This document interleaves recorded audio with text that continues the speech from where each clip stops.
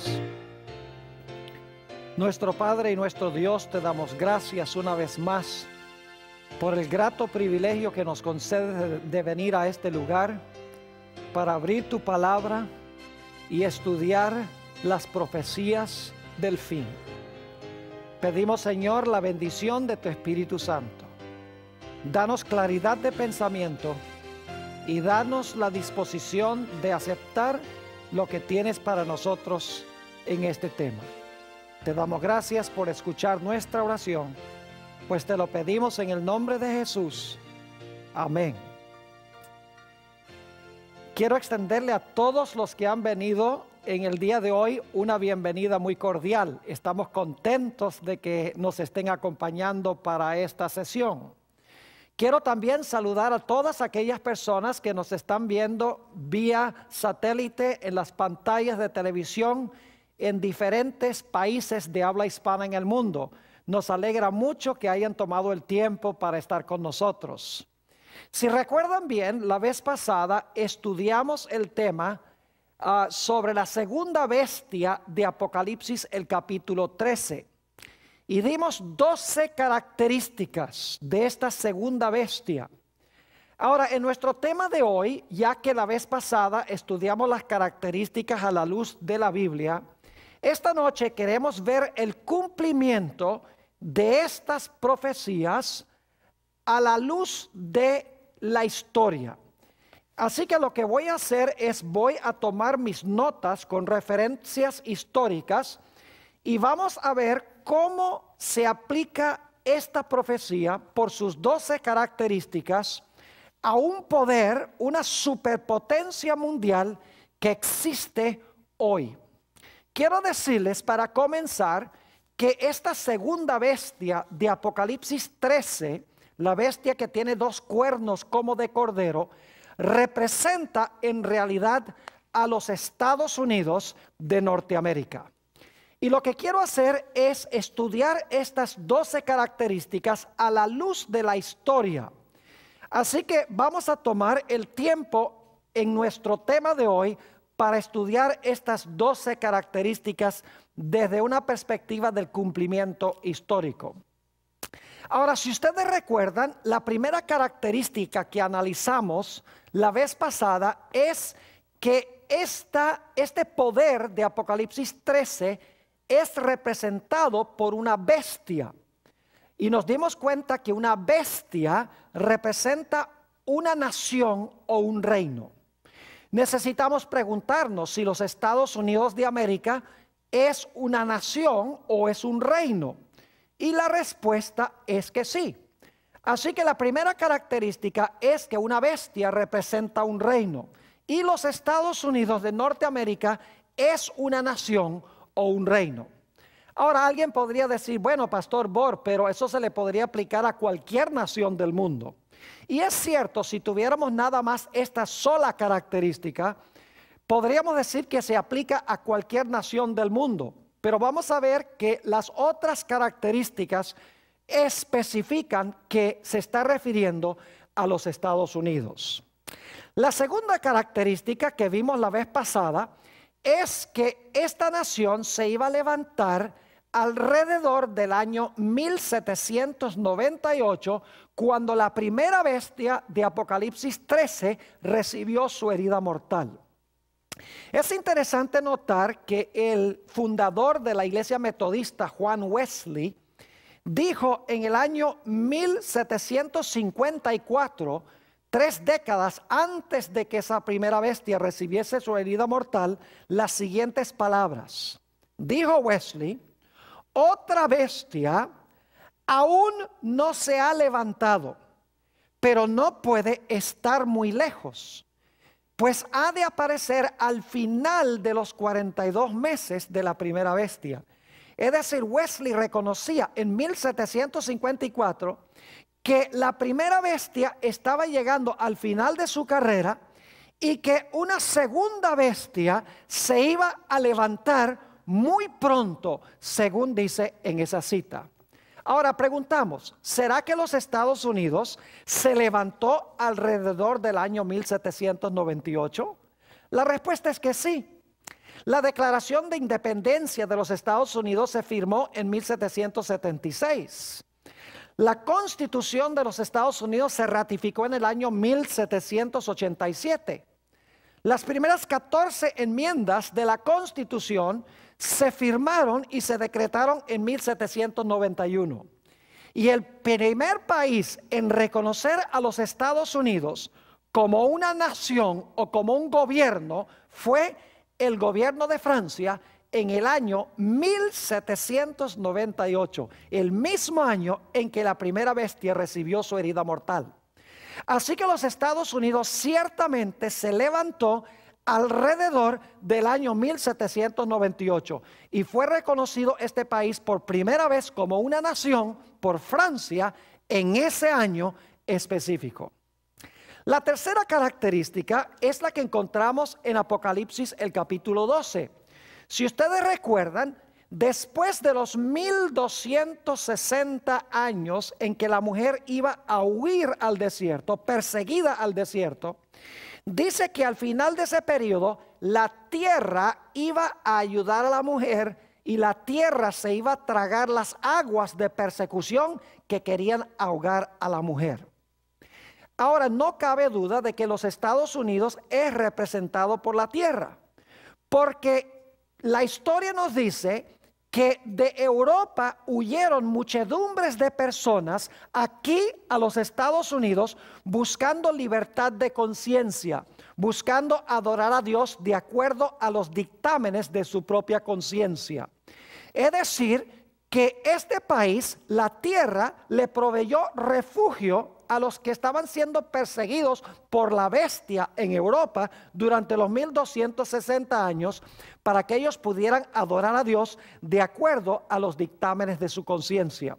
Si ustedes recuerdan, en la profecía de Apocalipsis, el capítulo 12, tenemos un dragón, luego al dragón le salen 10 cuernos, luego gobierna el dragón durante los 1260 días y luego la tierra ayuda a la mujer. Es decir, la tierra tiene que levantarse alrededor del año 1798 cuando cae la primera bestia. No cabe duda de que los Estados Unidos le proveyó a los perseguidos de Europa, los que estaban siendo perseguidos durante 1260 años por este sistema, por la Iglesia Romana. Este país les proveyó refugio. La tierra, en otras palabras, ayudó a la mujer. La cuarta característica que estudiamos es que esta potencia estaba recién retoñando o levantándose en 1798. No había alcanzado el apogeo de su poder todavía. Estaba recién, dice en Apocalipsis 13, subiendo de la tierra. Y vimos que esa palabra subiendo en realidad se usa para describir el crecimiento silencioso de una planta que se está levantando de la tierra. Además de eso, notamos en Apocalipsis 13 que esta bestia tiene 2 cuernos como de cordero. No dice cuernos como de carnero, que ya es una oveja bien crecida, adulta. Dice que tiene 2 cuernos como de cordero.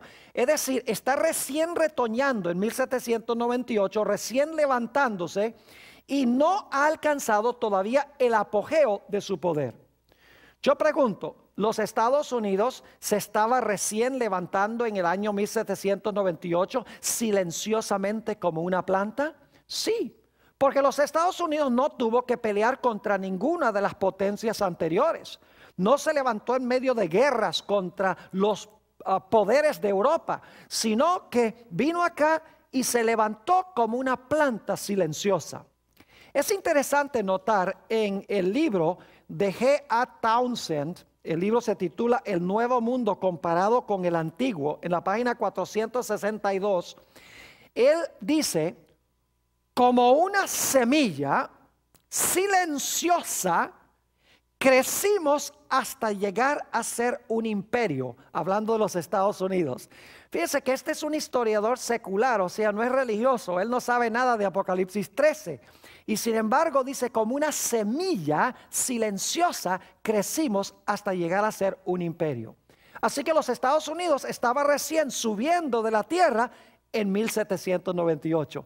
Dicho sea de paso, en Apocalipsis 12 encontramos que la tierra representa el territorio de los Estados Unidos que le dio refugio a los perseguidos en Europa.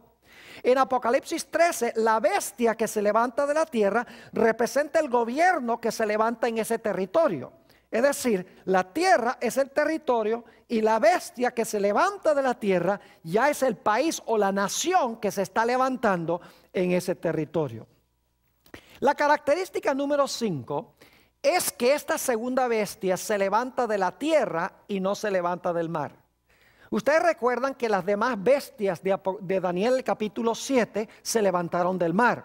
El león, el oso, el leopardo, el dragón, todos se levantaron del mar. Ahora es interesante notar que esta potencia, que llegó a ser potencia, no se levantó del mar. Es decir, no puede haberse levantado en Asia, ni puede haberse levantado en Europa. El león y el oso son países asiáticos. El leopardo y el dragón son países europeos. Y dice que estos todos se levantan del mar. Esta segunda bestia se levanta de la tierra. Es decir, tiene que levantarse no en Asia ni en Europa, sino que tiene que levantarse en un lugar diferente, en un lugar distinto. Ahora, en las profecías, las aguas representan muchedumbres, naciones, lenguas y pueblos. Es decir, un poder de la tierra significa que no hay muchedumbres, naciones, lenguas y pueblos. Es decir, no hay aguas, porque se está levantando en tierra seca. Permítame leerles una cita que apareció en un periódico que se llama Dublin Nation en 1850. Dice esto en cuanto a los Estados Unidos. Este es un periódico irlandés, está siendo publicado en Irlanda. Dice, un imperio americano se está levantando. Nosotros los isleños, es decir, los irlandeses, no tenemos ni la menor idea de los eventos extraordinarios que en medio del silencio de la tierra están añadiendo diariamente al poder y al orgullo de esta nación gigantesca. Fíjense que este es un periódico no religioso, sino secular. Y el autor dice que los isleños, los irlandeses, ni tienen idea en cuanto a este poder, los Estados Unidos, que en medio del silencio de la tierra están sucediendo en esta gran nación. Otro individuo, Daniel Boorstin, quien fue bibliotecario principal de la Biblioteca del Congreso de los Estados Unidos, escribió una serie de artículos sobre el origen de los Estados Unidos en 1975. Y él tuvo esto que decir en cuanto a la razón por la cual los Estados Unidos llegó a ser un poder tan grande. Dice lo siguiente, Daniel Boorstin: la fertilidad especial de los Estados Unidos radicaba en el hecho de que estaba vacío. Es decir, no tenía población, no tenía muchedumbres, no tenía aguas. Lo que hacía especial a los Estados Unidos, lo que lo hacía fértil para que pudiera crecer. Fíjense que es interesante que habla de fertilidad. ¿Recuerdan la idea de la planta que crece, la semilla que crece y se convierte en una planta? Ahora, es interesante entonces que él dice la fertilidad especial de los Estados Unidos radicaba en el hecho de que estaba vacío. No como Europa y Asia, a donde había grandes poblaciones, a donde había muchas aguas, por así decirlo. La característica número 6 es que los Estados Unidos se levantó más al occidente que Europa.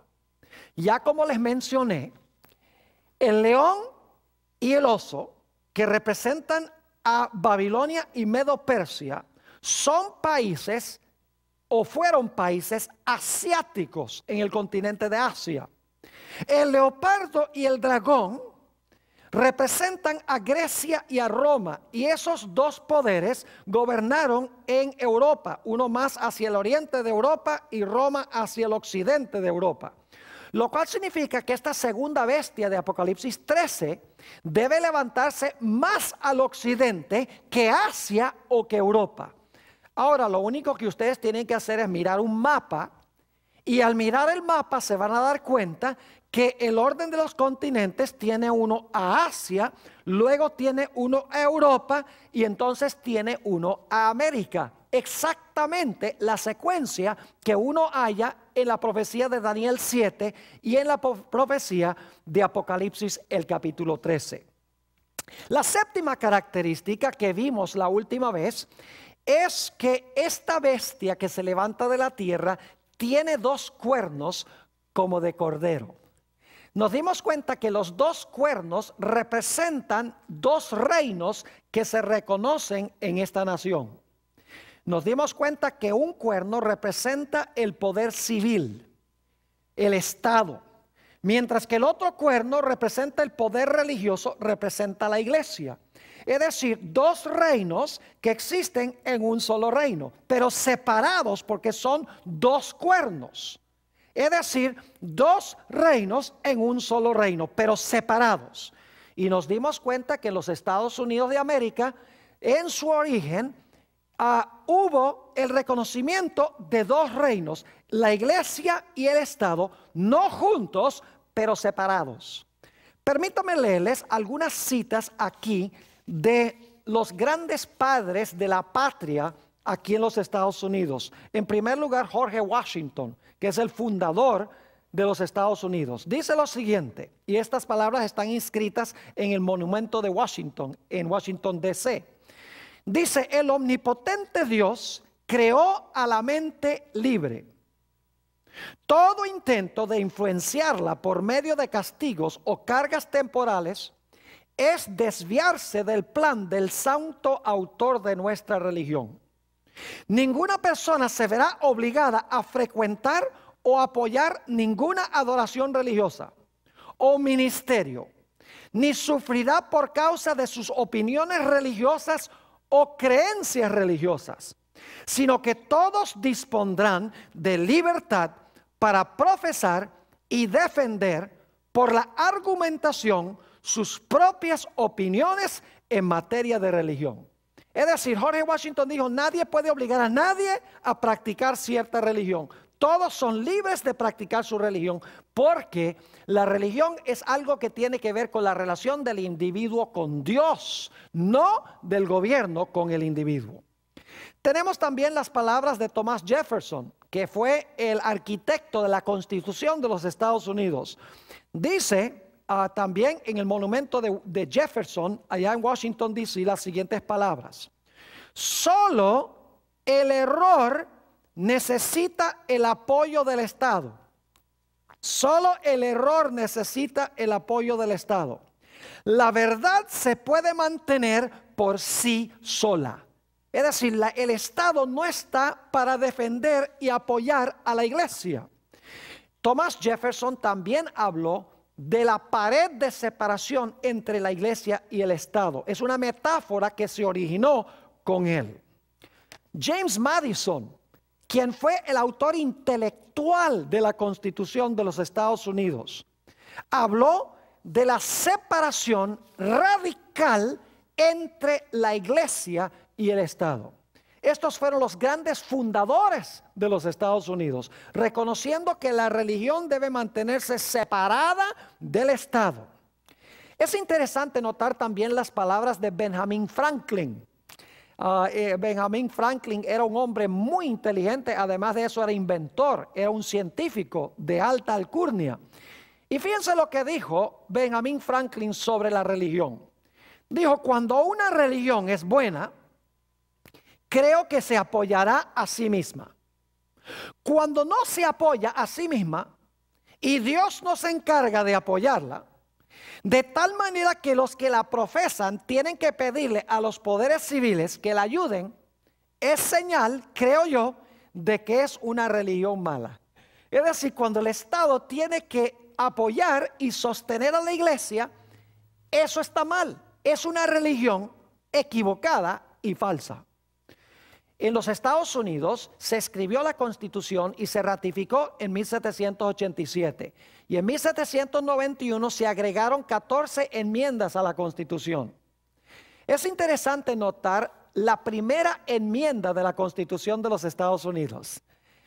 Dice la primera enmienda las siguientes palabras: el Congreso no hará ninguna ley que tenga que ver con el establecimiento de religión, ni tampoco que prohíba su libre ejercicio. Es decir, el Congreso no puede establecer religión, ni puede prohibir que usted practique su religión, según la primera enmienda de la Constitución de los Estados Unidos. Ahora, lo interesante es que esa es solo la primera parte de la primera enmienda.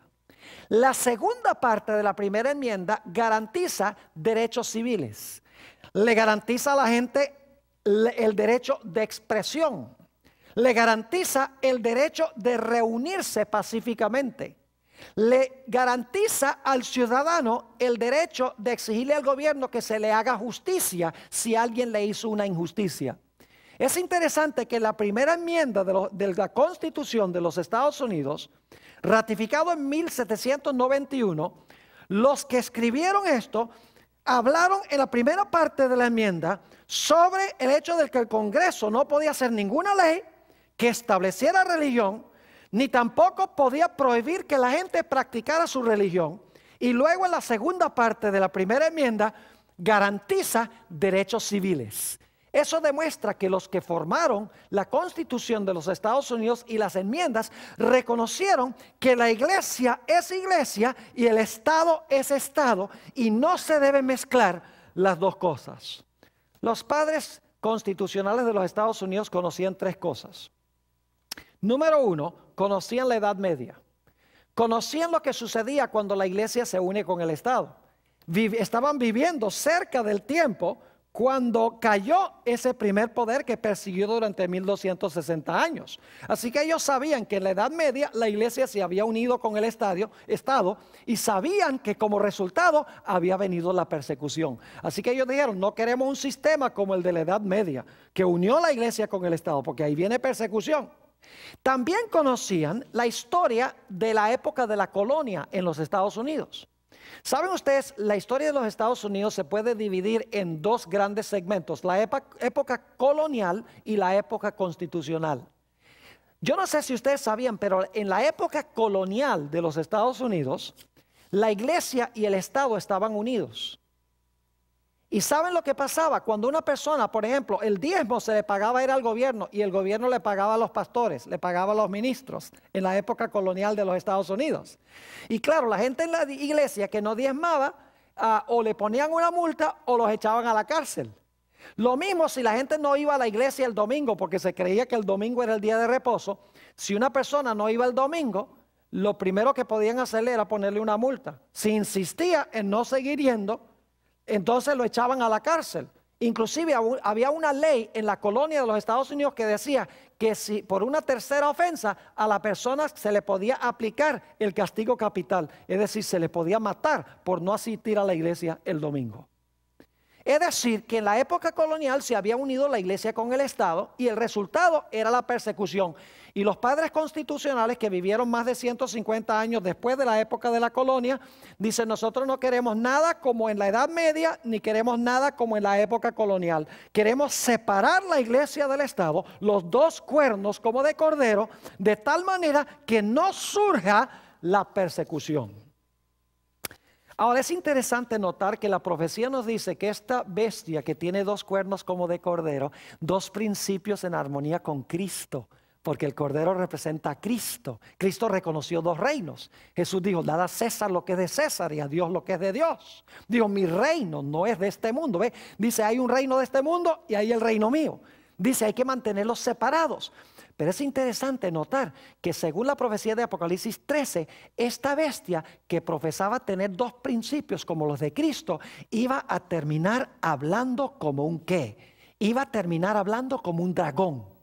Es decir, iba a terminar hablando como Satanás. O iba a terminar hablando como Roma, porque ya hemos visto que Roma es representada por el dragón. El dragón que procuró matar al niño cuando el niño nació era Roma. Luego dice que ese dragón le dio su autoridad a la bestia, que es la Roma eclesiástica. Es decir, Roma eclesiástica recibe su poder de Roma pagana o del Imperio Romano. Y luego dice que esta segunda bestia habla como un dragón. Es decir, esta bestia iba a hacer lo mismo que hacía Roma durante el tiempo de Cristo y durante la época de la Edad Media. Iba a cambiar su carácter, en otras palabras.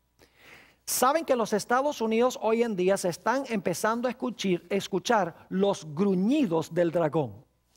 Fíjense lo que dijo el juez supremo de los Estados Unidos. Ya no es porque murió el año pasado, pero cuando era juez supremo hasta el año 2005, William Rehnquist dijo estas palabras: la pared de separación entre la iglesia y el Estado es una mala metáfora que se basa en un concepto erróneo de la historia.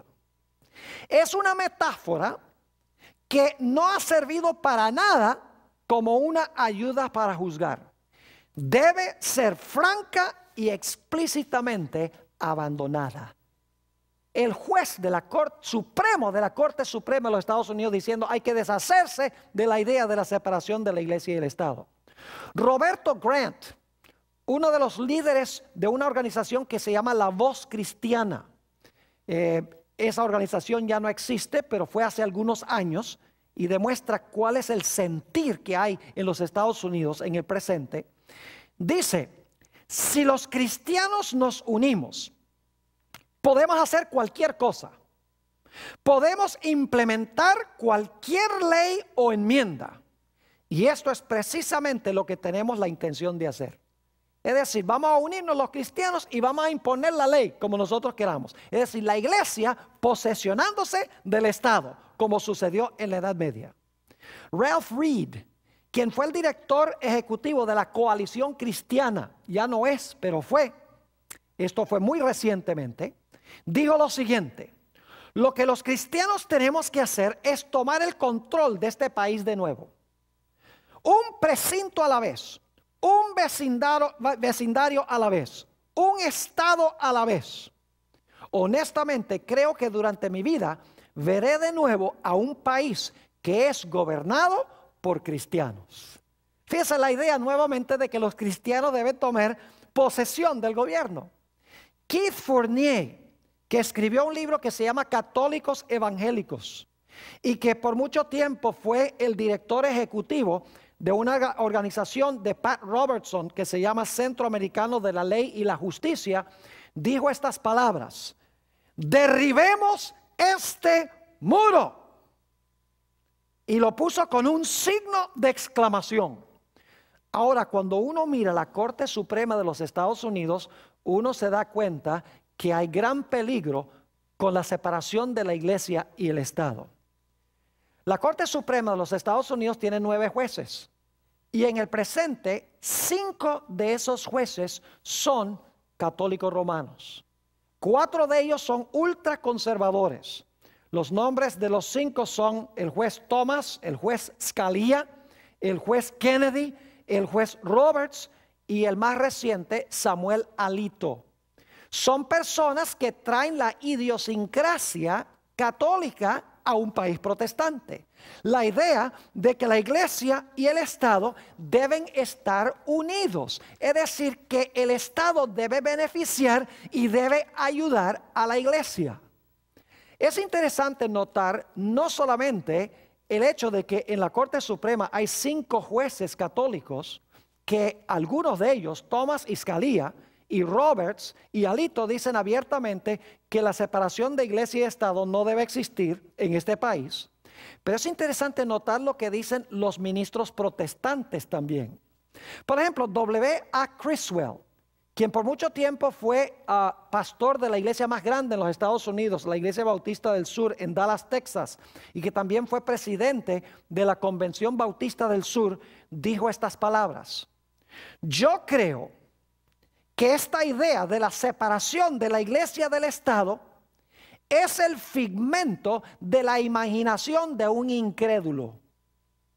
Pat Robertson, del 700 Club, muy reconocido por su programa, su canal de televisión, dijo lo siguiente: entre los protestantes y católicos tenemos suficientes votos para dominar el país.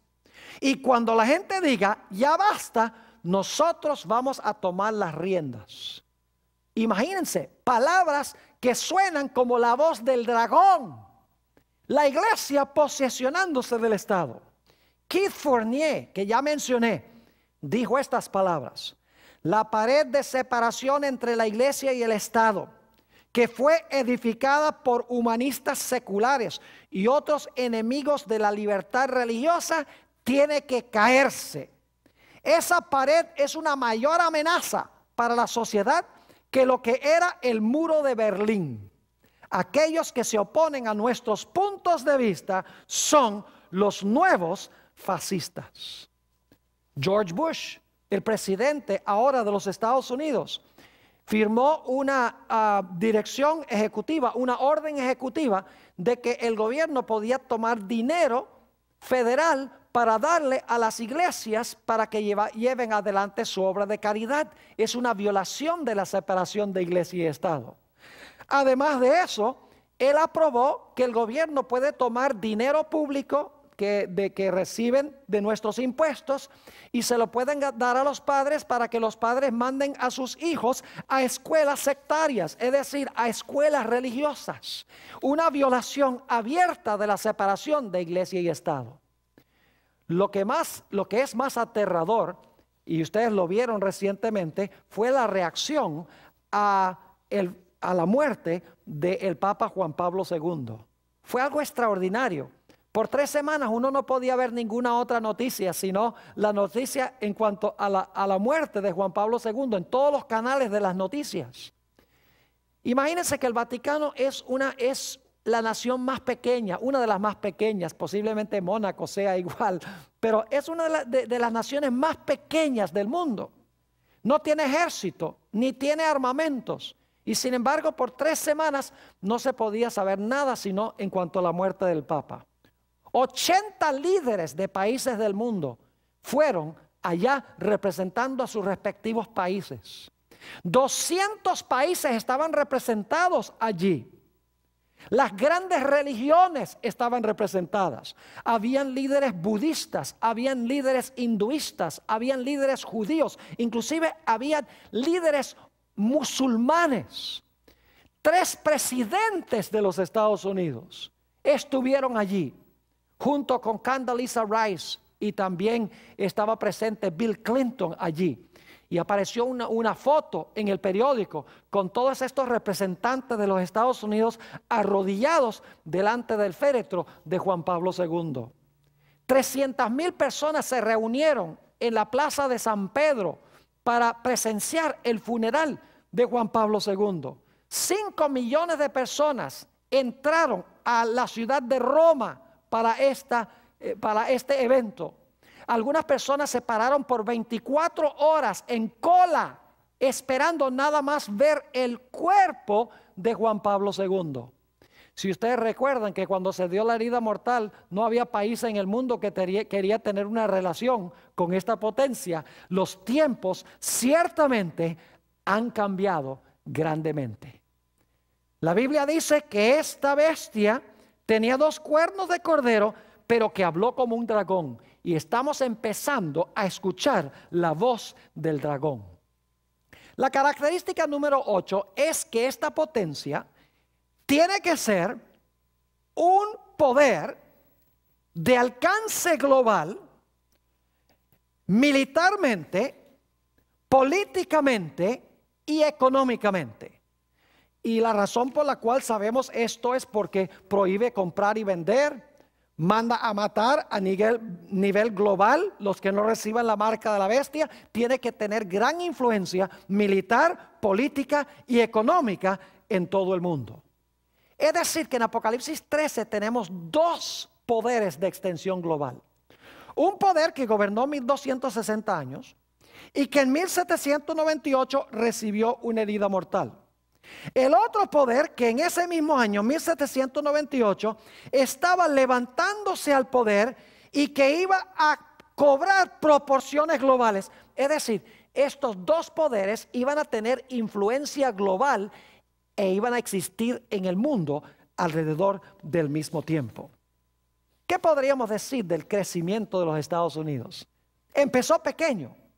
¿Podrían ustedes decir que los Estados Unidos es un poder, una potencia global, militarmente, políticamente y económicamente? Claro que sí. Permítanme mencionarles algo sobre la población de los Estados Unidos. En 1701 los Estados Unidos tenían 262,000 habitantes. En el año 1776, cuando se firmó la Declaración de Independencia, los Estados Unidos tenían 2,800,000 habitantes. En 1994, los Estados Unidos tenían 250 millones de habitantes. Y en el año 2006, miré el último censo, tiene 300 millones de habitantes. Ha crecido y ha llegado a ser una potencia global. Los Estados Unidos tenían en 1776 13 colonias, no se llamaban estados. En el año 2006 hay 50 estados con una extensión geográfica de 2,8 millones de millas cuadradas. Los Estados Unidos es incomparable en su armamento militar. Y tiene que ser un poder militar, porque los que no reciban la marca de la bestia van a ser muertos. Uno cuando mira las armas sofisticadas que tiene este país, nucleares, portaaviones, misiles teledirigidos, aviones supersónicos, ciertamente los Estados Unidos es una potencia que puede implementar el decreto de muerte a nivel global. ¿Y qué diríamos del alcance económico global de los Estados Unidos? En realidad, toda la economía del mundo se basa sobre la economía de los Estados Unidos. ¿Y qué diríamos políticamente de los Estados Unidos? Ustedes saben que tiene la nariz inmiscuida en los asuntos políticos de cada país del planeta Tierra. Es decir, que hay dos superpotencias al final. Una que cayó en 1798 después de gobernar 1260 años, y la otra que se estaba levantando en ese tiempo, que cobró poderío mundial. Característica número 9. Apocalipsis 13 nos dice que las dos bestias, la primera que gobernó 1260 años y la segunda que se levanta de la tierra con dos cuernos como de cordero, iban a gobernar contemporáneamente. Ahora yo quiero que ustedes noten que todas las bestias de Daniel 7, una acababa con la bestia anterior. Es decir, el oso conquistó al león, el leopardo conquistó al oso, el dragón conquistó al leopardo. Pero saben que esta segunda bestia en realidad no conquista a ninguno de los poderes anteriores, sino que más bien la profecía dice que los Estados Unidos va a ayudar a la primera bestia a recuperar el poder que perdió cuando recibió la herida mortal. Es decir, que el poder de la iglesia romana se iba a unir con el poder de los Estados Unidos, especialmente los de la iglesia romana con los protestantes de los Estados Unidos. Y uno podría decir, ¿cómo es posible que pudiera suceder una cosa tal? Permítame compartir con ustedes algunas referencias que demuestran que los Estados Unidos ahora, los protestantes particularmente, están empezando a unirse con la iglesia romana. Por ejemplo, el 29 de marzo de 1994, 39 líderes católicos y protestantes firmaron un documento que se llama Evangélicos y Católicos Juntos, la misión cristiana en el tercer milenio. Los 39 grandes líderes de las iglesias protestantes y de la iglesia católica firmaron este documento, entre los cuales se encontraba Richard Niehaus, se encontraba Charles Colson, se encontraba Pat Robertson y en ese tiempo el cardenal O'Connor, quien era cardenal de la ciudad de Nueva York. Básicamente el documento dice, no peleemos los protestantes y los católicos sobre doctrinas, sobre teología. Dice, lo que tenemos que hacer es unir fuerzas para evangelizar al mundo. No ganemos miembros la una iglesia de la otra iglesia. Unámonos y evangelicemos al mundo. Firmado por los grandes líderes católicos y protestantes. Fíjense lo que dijo Pat Robertson, un hombre dirigente del protestantismo en los Estados Unidos, tiene una emisora de televisión, entre otros negocios. Dice en cuanto a este documento que él firmó: la crisis moral que afronta nuestra sociedad actual y el desmoronamiento patente del orden social exige una mayor cooperación entre la gente de fe.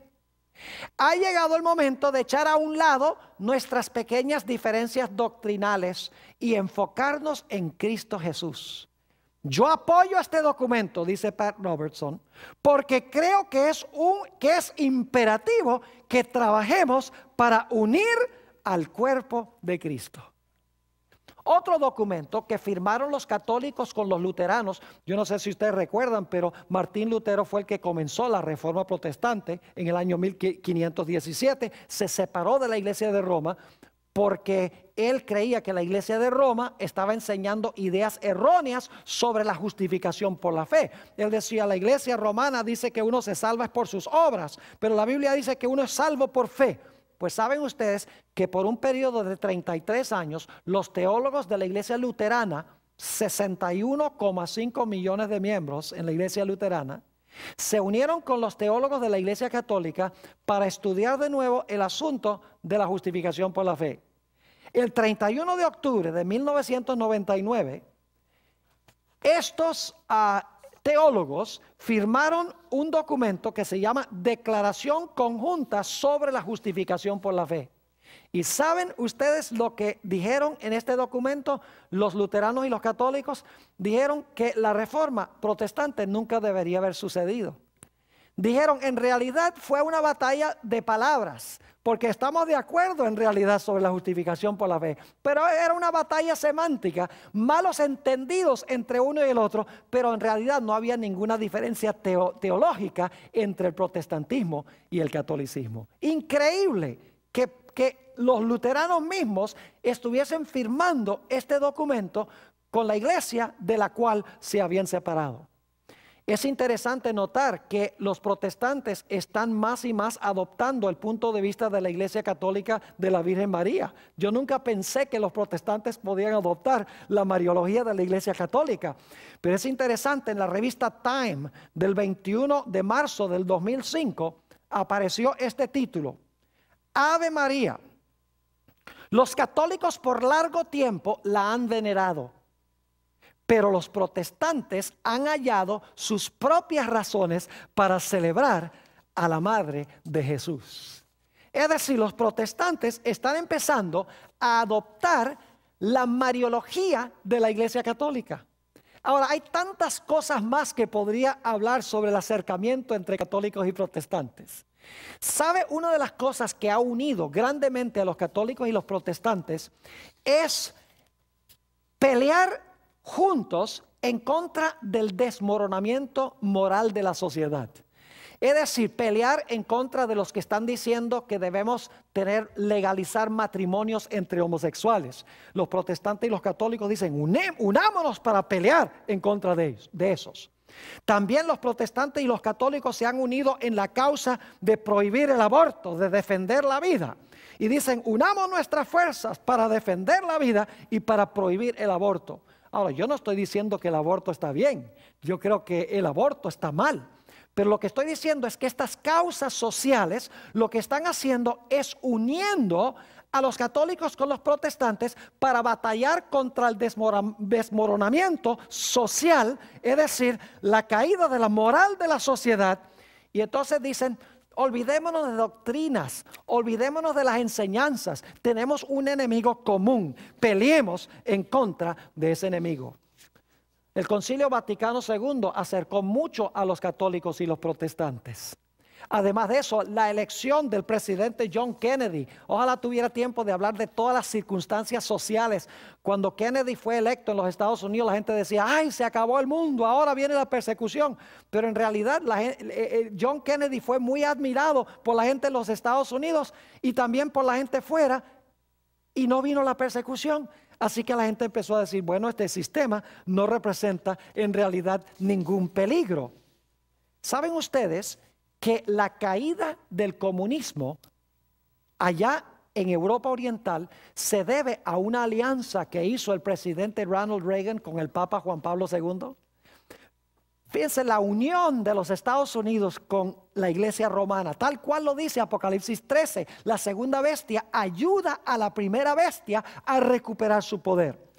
La revista Time del febrero 24, 1992, en un artículo que se titula La Santa Alianza, The Holy Alliance, tuvo estas palabras que hablar en cuanto a la cooperación entre Reagan y el Papa para derrocar el comunismo en el oriente de Europa. Dice lo siguiente: el 7 de junio de 1982, Reagan y Juan Pablo se reunieron por 50 minutos en el Vaticano. Durante esa conversación nació el plan para acabar con el comunismo.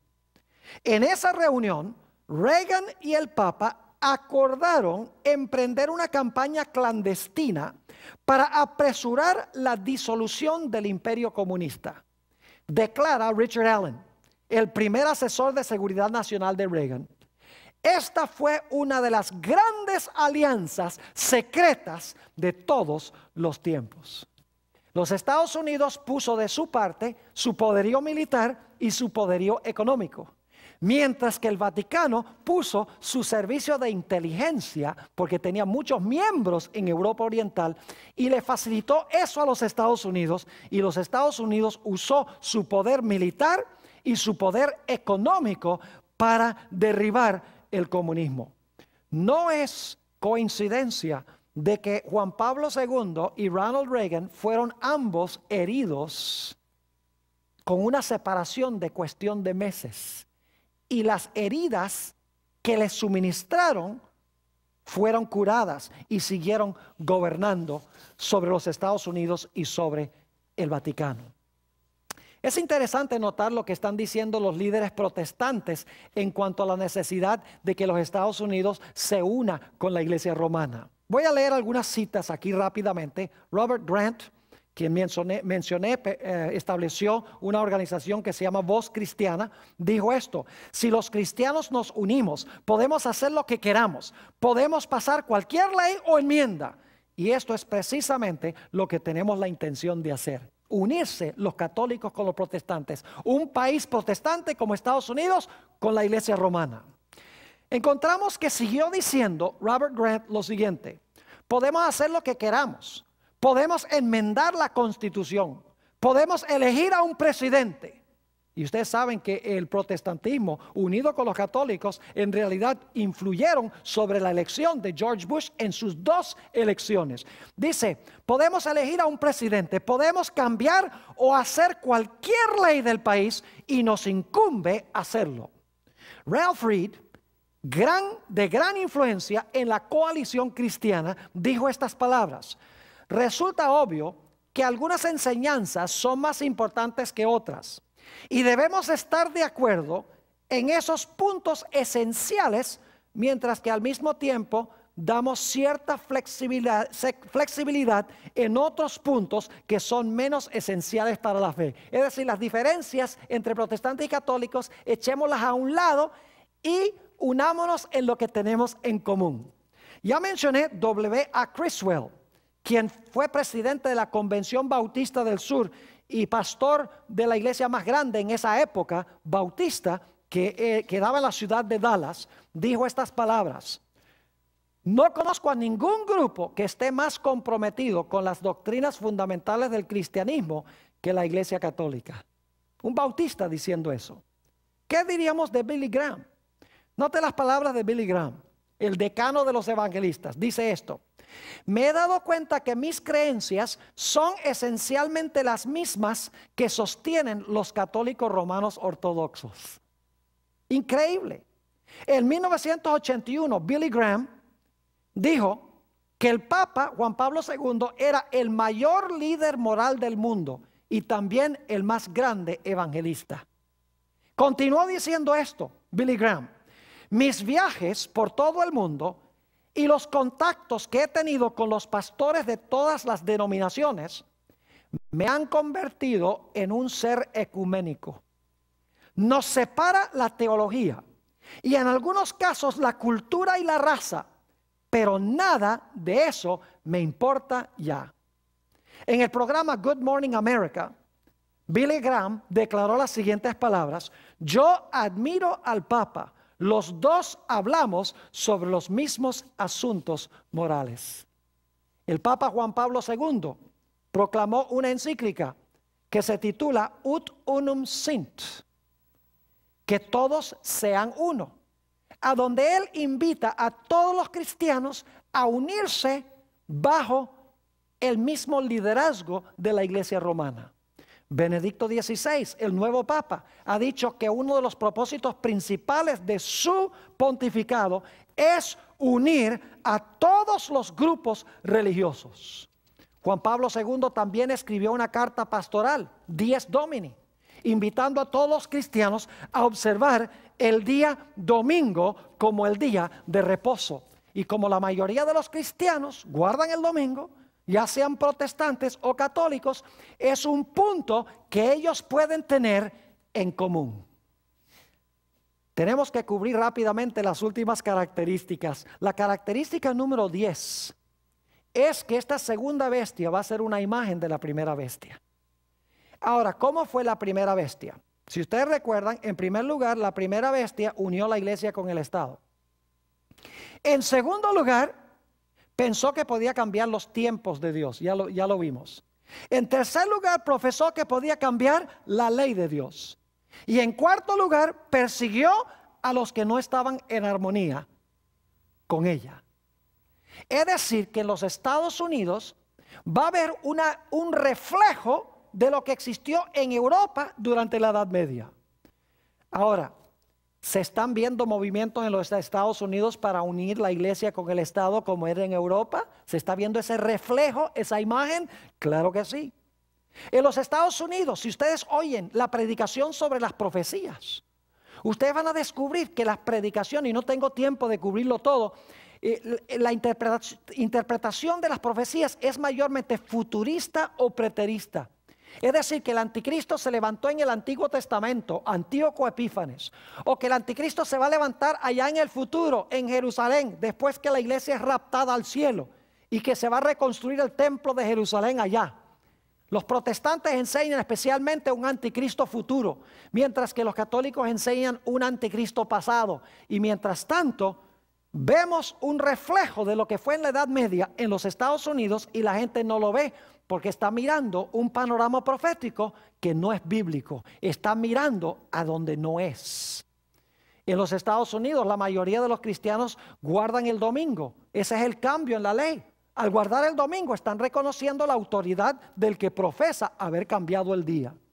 Además de eso, nos dice en Apocalipsis 13 que va a llegar el momento en que aquellas personas que no acepten la perspectiva profética, aquellas personas que no observen el falso día de reposo, van a ser perseguidos por causa de su fe. Característica número 11. Dice que este poder, esta segunda bestia, va a imponer la marca de la bestia. Es decir, no solo va a ser una imagen de la primera bestia, sino que va a imponer la marca de la primera bestia. Ahora, no hemos estudiado todavía la marca de la primera bestia. Ese será nuestro próximo tema. Vamos a hablar, el título del tema es Un árbol y un día. Y vamos a ver cuál es la marca de la bestia que va a imponer este país. Todavía este aspecto no se ha cumplido, pero se va a cumplir muy pronto. Finalmente, nuestra característica número 12 se encuentra en Apocalipsis 16:13, a donde a esta bestia que se levanta de la tierra con los dos cuernos como de cordero, dice que es el falso profeta. Se le llama el falso profeta. Ahora, necesitaría 2 o 3 sesiones para hablarles del concepto bíblico de un falso profeta. Un verdadero profeta manda al pueblo de Dios a obedecer la santa ley de Dios y a adorar al verdadero Dios. Los falsos profetas profesan adorar a Dios, pero al mismo tiempo lo que hacen es pisotear la santa ley de Dios. ¿Saben lo interesante? Es que dice en Apocalipsis el capítulo 13 y el versículo 13 que esta segunda bestia, el falso profeta, va a traer fuego del cielo a la tierra a la vista de los hombres. Saben que recientemente estuve viendo un programa en televisión, un programa religioso, donde un evangelista famoso, cuyo nombre no voy a mencionar, dice: yo he recibido revelaciones de Dios, de que muy pronto yo voy a estar predicando en estadios, y en esos estadios va a caer fuego del cielo a la tierra, indicando así que el mensaje que yo estoy proclamando viene de Dios. Pero saben que este evangelista enseña que el domingo es el día de reposo.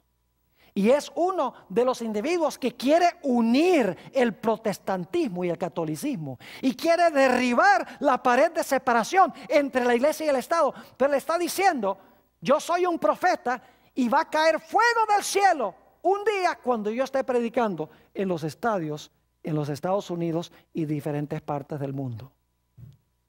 Es decir, que el falso profeta, representado por los protestantes en los Estados Unidos, van a enseñar un falso panorama profético. Van a apuntar los ojos hacia el Medio Oriente o hacia el cumplimiento pasado de las profecías del anticristo, cuando en realidad esas profecías se están cumpliendo en Roma y en los Estados Unidos en el presente. Que Dios nos bendiga y nos ayude a escapar de este poder.